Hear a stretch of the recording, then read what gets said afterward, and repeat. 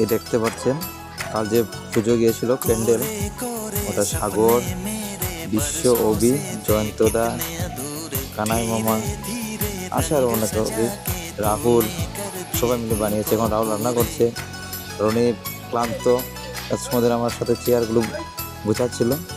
অজয়দা বসে বসে মোবাইল টিপাচ্ছে।